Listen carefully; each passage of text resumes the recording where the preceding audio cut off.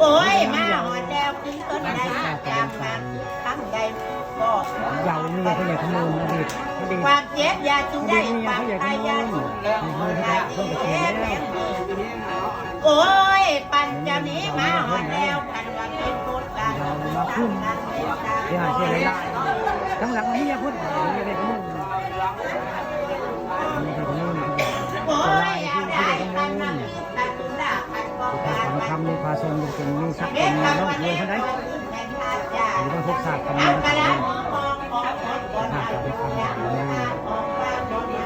เรื่องจริงผ่านจอได้หมดนี่มาให้เบิ่งเรื่องยังไม่เบิ่งคุณจับให้จับหมอเพนทุกมาอยู่ไหนหมอเพนทุกมาในวันตาคนละให้เสี่ยวลื่นให้เสี่ยวข้าลื่นมันไปเสี่ยวข้าอันนี้ให้เขาได้เอง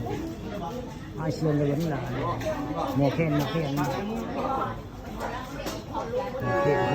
โอ้ยอันนี้แล้วข้าเมืองเอ้ยเม็ดทำไกลแล้วได้โอนทางเอากายาเม็ดทำว่า นี่นะประเทศนี้คนภาคอีสานนี่ละครใหญ่เลย โอ้ยลาก็ได้ทำสวนบนต่า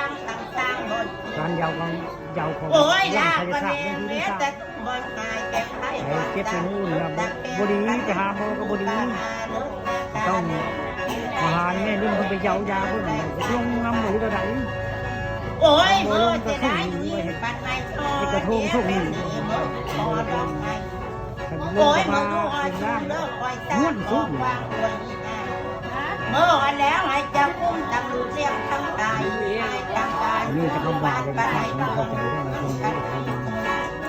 เมื่อวันแล้วอย่ามีการขัดขวาง ก็คุยเรื่องทีเรื่องผู้ชายคนนี้เรื่องนี้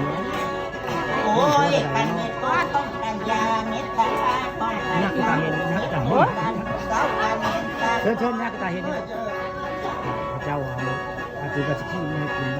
คือข้าพระทายทำเลยนักตาเห็นนะนี่ละเรื่องคน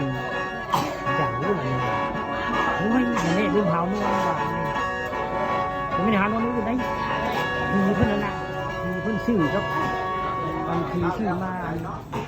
ในเรื่องได้สร้างมาเหตุใจนี้มีอะไรไม่คำอะไรเห็นกันนู่นนี่แหละคล้ายๆกับวันหนาคือเหตุการณ์ที่บริการก็คือการทหารเป็นเรื่องดีเรื่องสายเนาะมันจะมีใจอยู่ในห้างโอ้นี่แหละเขามาห้างได้ยังมีปัญหานี่แหละไม่ลืมอย่าไปจับมอเหยาตำบลต่างๆเพื่อตรงนี้ลูกค้าหลายที่สุดในตำบลต่างๆ